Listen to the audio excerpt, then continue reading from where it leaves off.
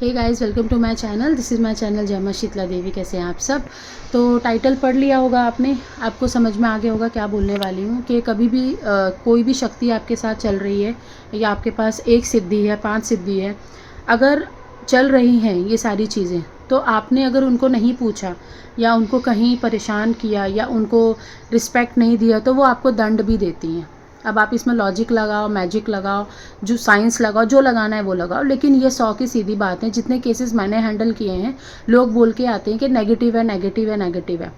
हमने बहुत जगह चेकिंग कराई, सबने बोला तुम्हारे पर मशान क्रिया है, तुम्हारे पर भूत प्रेत हैं। जब मैंने चेकिंग करी तो सवारी शरीर पे आके बोलना शुरू कर दी कि मैं तो इनके पूर्वजों से चलती आ रही हूँ, सब कुछ उन्होंने बताया। तो वो चीज़ दंड देना शुरू करती है। तो इस वीडियो में ये बताऊंगी कि अगर आपके पास कोई शक्ति सिद्धि है तो क्या करे और क्या ना करे। अगर किसी के साथ ये सिम्टम्स भी है जो सिम्टम्स बताने वाली हूँ, तो प्लीज़ अभी से सतर्क हो जाइए, नहीं तो आगे आने वाले तुम भी चले जाओगे, तुम्हारे आगे आने वाली 7 पुश्तें भी परेशान रहेंगी। क्योंकि तुम किसी को रियलिटी बताकर तो जाओगे नहीं। अगर तुमने अपनी शक्ति को रिस्पेक्ट नहीं दी है तो तुम ये भी नहीं चाहोगे कि हमारे बच्चे रिस्पेक्ट दे, है ना। तुम्हारे अपने गुण ही तुम्हारे बच्चों में जाएंगे। तो ये बिल्कुल नहीं करना है। अभी भी टाइम है, सुधर जाओ। शक्तियाँ चलती हैं तो शक्तियों को मानो भी, क्योंकि वो शक्ति आपके बुलाने से और आपके अच्छे कर्मों की वजह से आपके पास आती हैं, या आपके इतने अच्छे कर्म थे तो आपको ऐसे घर में भेजा गया कि उसकी कुल देवी की छाया आपको मिली है आपके कर्मों के हिसाब से।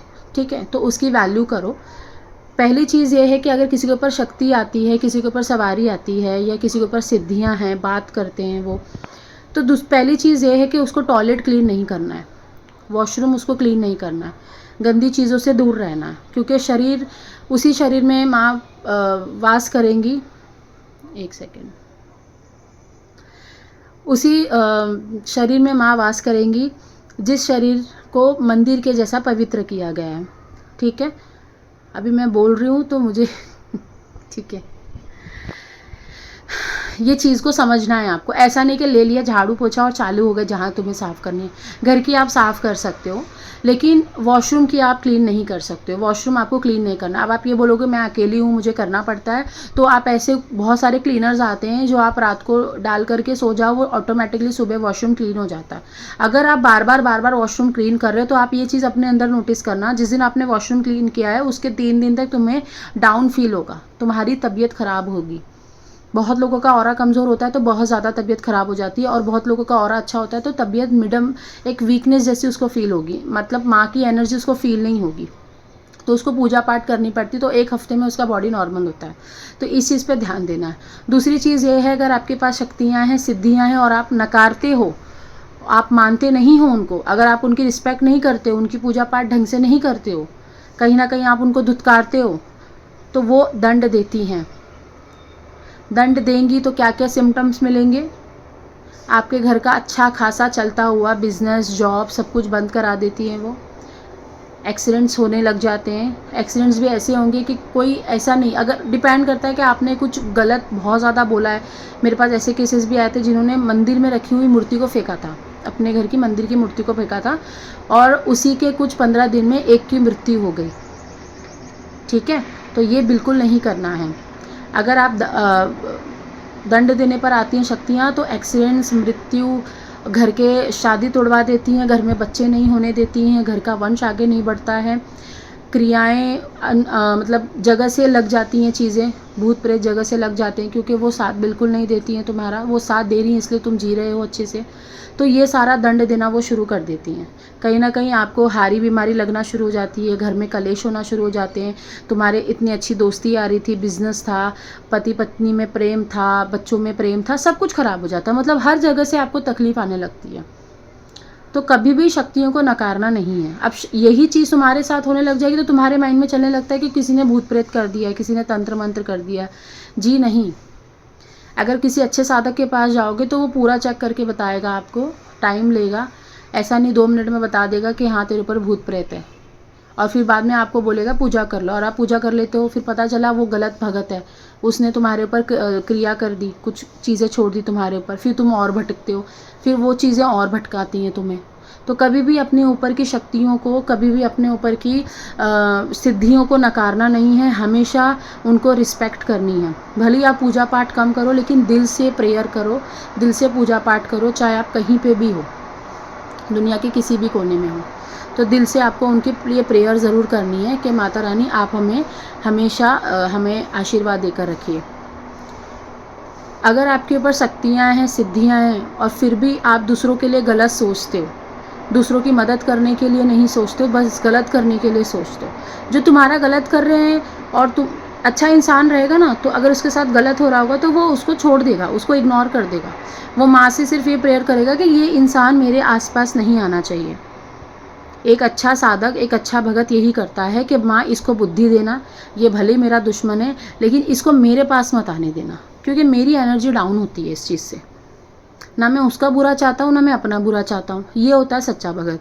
अगर कोई नेगेटिव है और उसके ऊपर उसको पता है कि उसकी बोली हुई बातें सच्ची हो रही हैं और उसके काम बनते हैं शक्तियों और सिद्धियों से, और फिर भी वो दूसरों के लिए गलत बोल रहा है, भले वो दुश्मनी क्यों ना हो, तो कहीं ना कहीं शक्तियाँ फिर दंड देती हैं।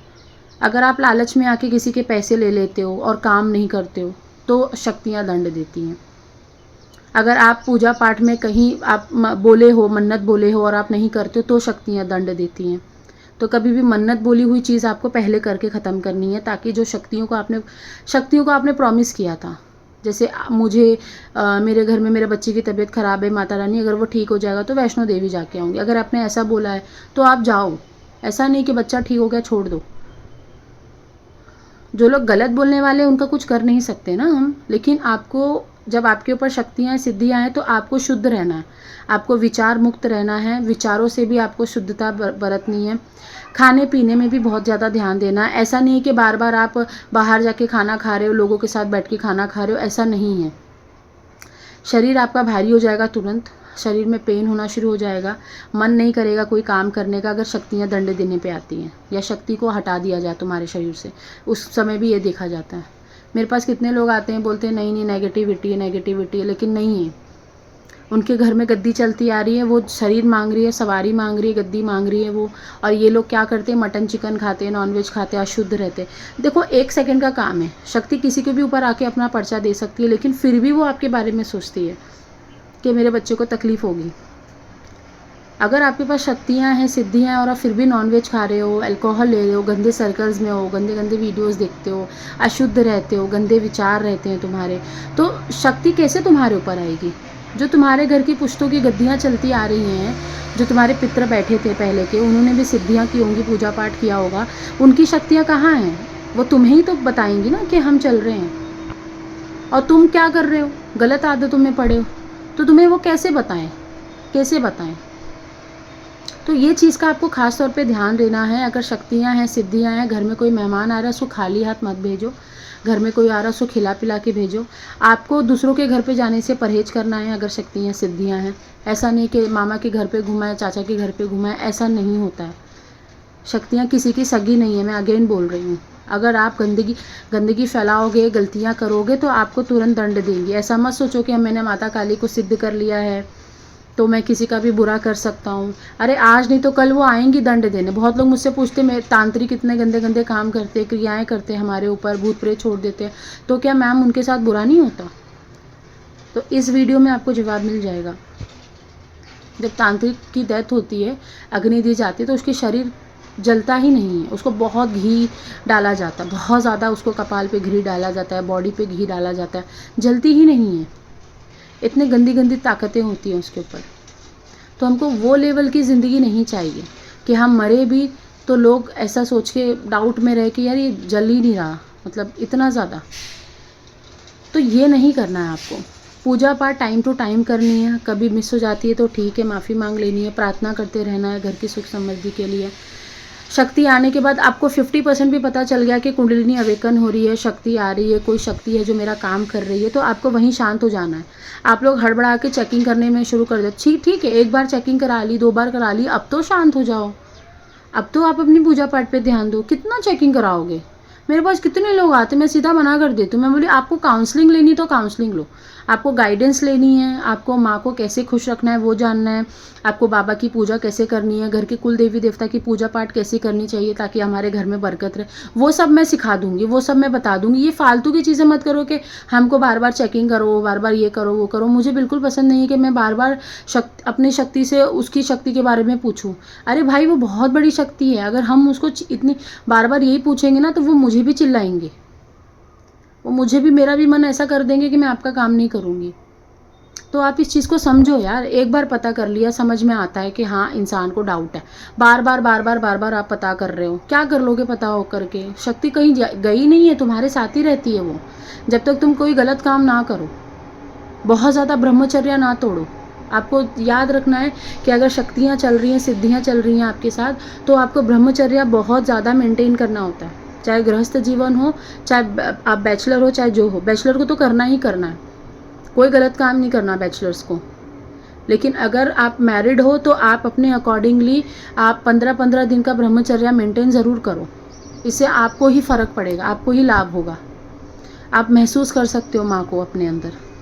मैंने कहा ना, आप जितना ज़्यादा पवित्र रह सकते हो उतना ज़्यादा पवित्र रहो। किसी को अपने कटे हुए नाखून नहीं देने, बाल नहीं देने, कुछ नहीं देना।